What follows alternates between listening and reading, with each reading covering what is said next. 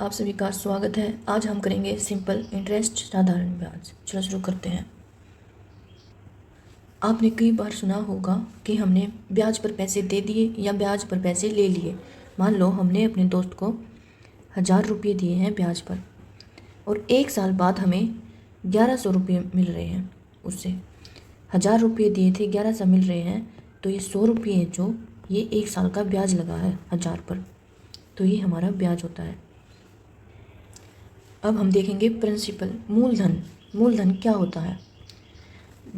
जिस रकम पर ब्याज मिलता है ना या लगता है उसे मूलधन कहते हैं। जैसे अब मैंने बताया था 1000 रुपये दिए हमने किसी को, तो इस पर ही ब्याज मिलेगा, तो ये हमारा है मूलधन। ठीक है, मतलब जिस रकम पर ब्याज लगता है उसे मूलधन बोलते हैं। ये प्रिंसिपल है। हम किसी से पैसे देते हैं या लेते हैं, जितने भी हमने दिए या लिए वही हमारा मूलधन यानी कि प्रिंसिपल है। अब देखेंगे ब्याज, इंटरेस्ट बोलते हैं इसको। मूलधन के अलावा मिलने वाली या हम जो देते हैं एक्स्ट्रा पैसे, वो होता है ब्याज।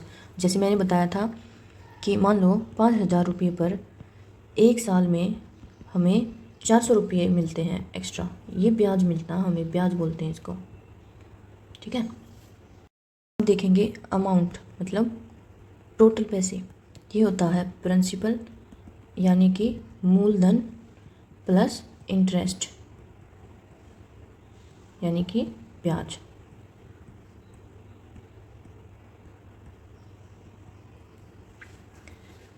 इसमें क्या होता है, मान लो हमारे पास 2000 रुपये थे और उस पर हमें 2000 रुपये यानी कि ये हमारा मूलधन था, उस पर हमें 400 रुपये का ब्याज मिला है। अब हमें मान लो 1 साल में या 2 साल में जितना भी, हमें 2000 रुपये पर 400 रुपये का ब्याज मिला है, तो हमें टोटल कितने रुपये मिले हैं? 2000 के 2400। तो जो ये 2400 मिले ना, ये है कुलधन अमाउंट, टोटल अमाउंट ये है हमारी। ये होता अमाउंट, प्रिंसिपल यानी कि 2000 प्लस इंटरेस्ट यानी कि 400, तो इन दोनों को जोड़ेंगे तो हमारा अमाउंट आ जाएगा। अब है टाइम। जैसे मैंने बताया था 100 रुपये हमने किसी को लिए या दिए हैं, वो 10% पर दिए हैं और कितने समय के लिए दिए हैं, तो ये होता है हमारा टाइम। पैसे कितने समय के लिए दिए या लिए गए हैं वही हमारा टाइम होता है। ये कितना भी हो सकता है, 2 साल, 5 साल, 10 साल। ओके, अब हम फॉर्मूला देखेंगे सिंपल इंटरेस्ट निकालने का। सिंपल इंटरेस्ट जिसको हम ऐसा ही लिखते हैं, ये होता है P multiply R multiply T divide by 100। ये सिंपल इंटरेस्ट को निकालने के लिए फॉर्मूला होता है। P/R/T डिवाइड करेंगे 100 से। अब देखेंगे P/R और T क्या है।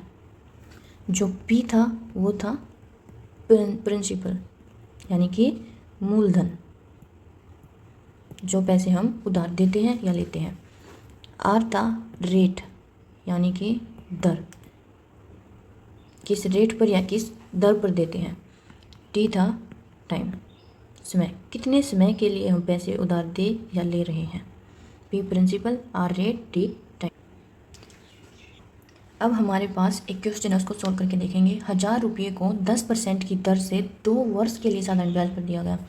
हमें क्या बताना है? साधारण ब्याज और धनराशि यानी कि अमाउंट। अब देखो, साधारण ब्याज का फॉर्मूला देखा हमने, क्या था? P/R/T divide by 100। अभी इसमें देखेंगे हम P क्या है? 1000 रुपये। 1000 रुपये को दिया गया ना ब्याज पर, तो ये हमारा मूलधन है। दर 10% की दर से, तो ये हो गया हमारा रेट। कितने समय के लिए? 2 वर्ष के लिए, ये हो गया हमारा टाइम। तो हम पहले सिंपल इंटरेस्ट देखेंगे। P 1000 मल्टीप्लाई R 10, ये जो नीचे 100 है ना, ये यही होता है, ये परसेंट को हटा के नीचे 100 लिखते हैं, इंटू टाइम 2 डिवाइड बाई 100। 2 0 ये कैंसिल, तो ये कितना आया? 200 रुपये। तो मतलब हमारा सिंपल इंटरेस्ट बनता है 200 रुपये। अब हम देखेंगे धनराशि कितनी बनेगी, टोटल अमाउंट कितनी बनती है। अब हम अमाउंट देखेंगे। अमाउंट निकालने के लिए कैसे, क्या बताया था? Principal plus simple interest. मतलब अगर धनराशि बतानी है तो मूलधन प्लस ब्याज। अब इस फॉर्मूले पर लिखेंगे। प्रिंसिपल कितना है? 1000 रुपये था। प्रिंसिपल कौन सा?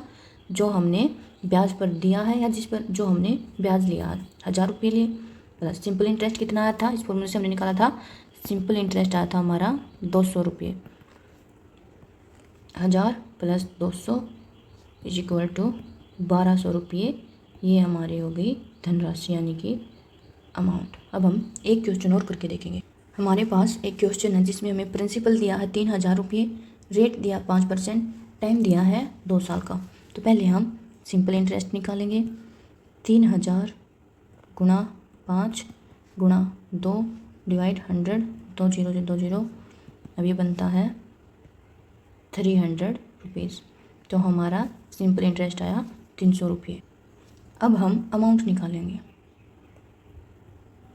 वो क्या था, प्रिंसिपल यानी कि 3000 रुपये प्लस सिंपल इंटरेस्ट 300 रुपये, तो कितना हुआ 3300 रुपये। तो ये आ गई हमारी अमाउंट। Thank you.